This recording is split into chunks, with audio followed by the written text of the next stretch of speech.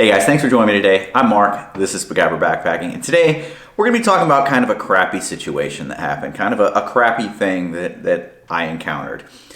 We'll talk a little bit about the details, what led up to it, how it happened, and kind of what you could do to avoid this crappy situation from happening to you as well. So leading up to it, what happened was, Rain Man and I, Chris, we had gone out on the Shawangunk Ridge Trail. And while we were hiking that, I had, for my shelter, I wasn't using a hammock and tarp setup, I was using a tent setup. Maybe that was my problem to begin with, was that I want tent instead of the trusty, comfortable hammock. But it really wasn't that I had gone tent that was the problem, it was the tent that I was using. So I'm not saying anything against the tent that I have. I've got the Tarp Tent Rainbow. It's the single person Rainbow. It is a great tent, but it is a lightweight single wall tent. It is meant for really those warmer months. You get into the colder months and a single wall tent just really doesn't cut it because you end up with condensation. You guys saw it in the video for Shawangunk Ridge Trail. I had frost and ice condensation inside that would get onto my quilt, anything that rubbed up against the walls. Fortunately, that tent is actually wide enough that I could position my wide sleeping pad in the middle of it and have 8 inches or so on either side to still store stuff. So it's a big enough, wide enough area that I had a pretty good amount of room even with a 25-inch wide pad. But I did have issues with condensation and with scraping up against the walls. And so when I got back, I started thinking about it and I was like, it's still winter for a while. It's still going to be cold for a while. At the time it was still snowing.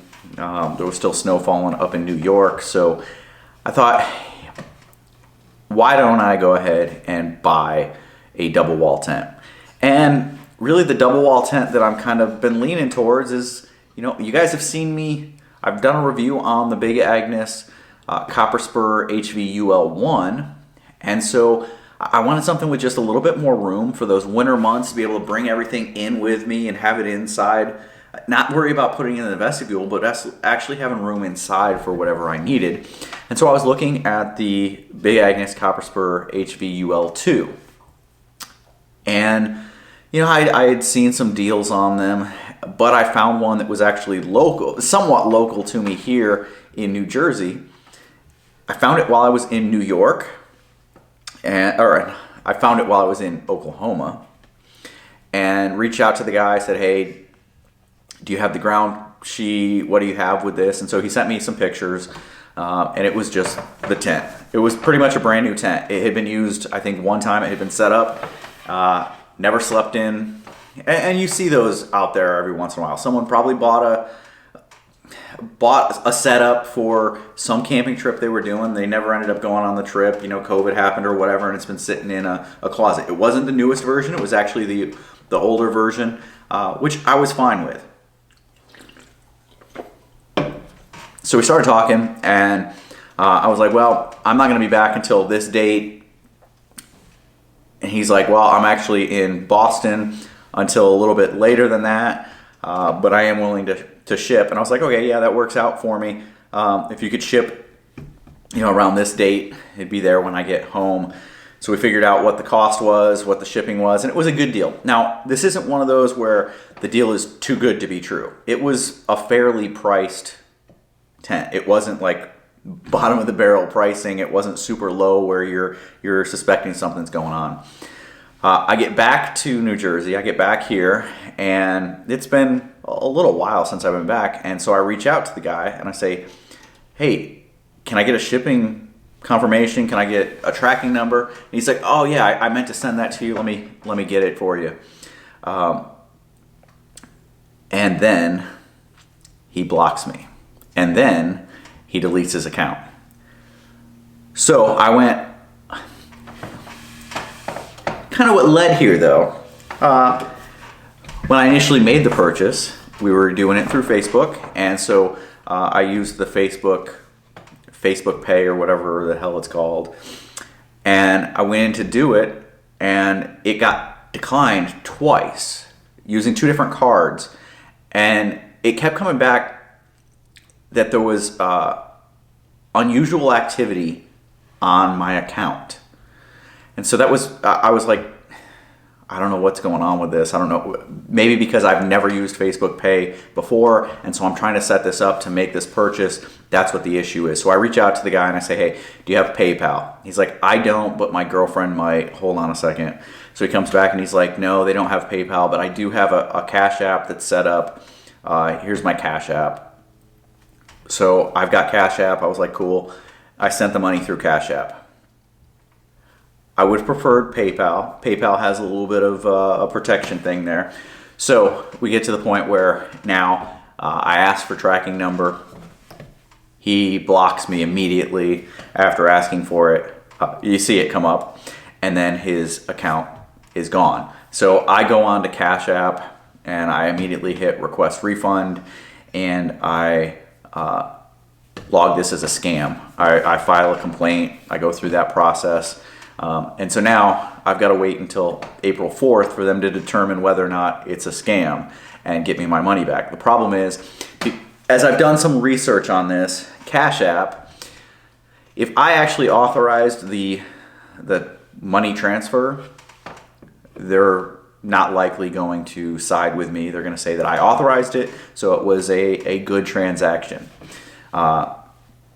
I don't think they really care that I was purchasing something and that person never shipped it and never completed that.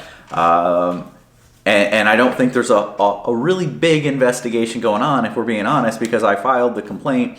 There was nowhere to actually put in any verbiage of what was going on. There was nowhere for me to submit pictures, nowhere for me to submit documentation. So I don't know what kind of an investigation is going on. I've tried to reach out to them and I hear absolutely nothing. So I have about zero faith that I will be getting any of my money back. So I'm out. $315 is what I'm out on this. Like I said, it wasn't ridiculously low priced and it wasn't super high priced, but it was listed at $300, and we worked out $15 for shipping just so he could get a little extra cash in his pocket after he screwed me.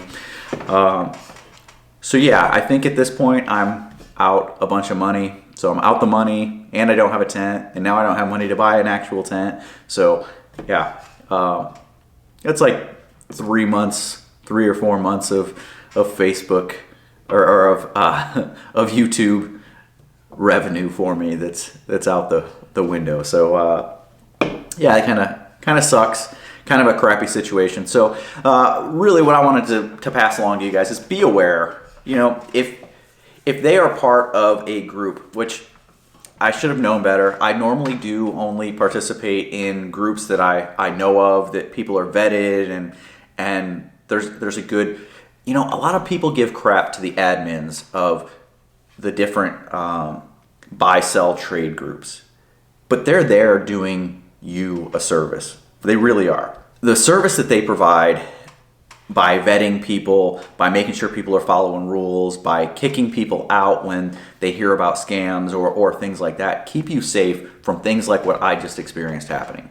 The other way you can be safe is to use a money transfer service that actually has a buyer protection program, something like a PayPal. I know a lot of people have steered away from PayPal. They don't like PayPal, but PayPal does have a buyer's protection. As long as you're using goods and services and not friends and family, you are protected when you buy something. So, moral of the story, do a little bit of better research than I did on who you're buying from. Maybe stick to those groups that you can trust and you've done work with before and things are good. Now, there are several of the sites out there, several of the groups on Facebook that I have bought and sold with hundreds of times. I mean, literally hundreds of times, and I've had zero issues. Most people are extremely good to work with. Once you venture out of those groups and you're going through just the Facebook marketplace, it is a scammer's paradise. There are a ton of scammers out there just waiting to get you. Even when things look like they're completely legit and you ask for pictures and they send you pictures, they may actually have the product. They may actually know about it and be able to answer questions. Doesn't mean they're going to ship it once you send them the money. Learn from my mistakes. I'll be the dummy on this one, and I hope you guys don't get scammed the way that I got scammed. April 4th, we'll find out whether or not the investigation goes my way. I'm willing to put some money on this because I'm pretty sure there's no real investigation going on, because I've gotten asked nothing. I can provide proof. I could provide screenshots. I could provide lots of different things, but I'm not being asked for it. So that's what it is. I'm out money.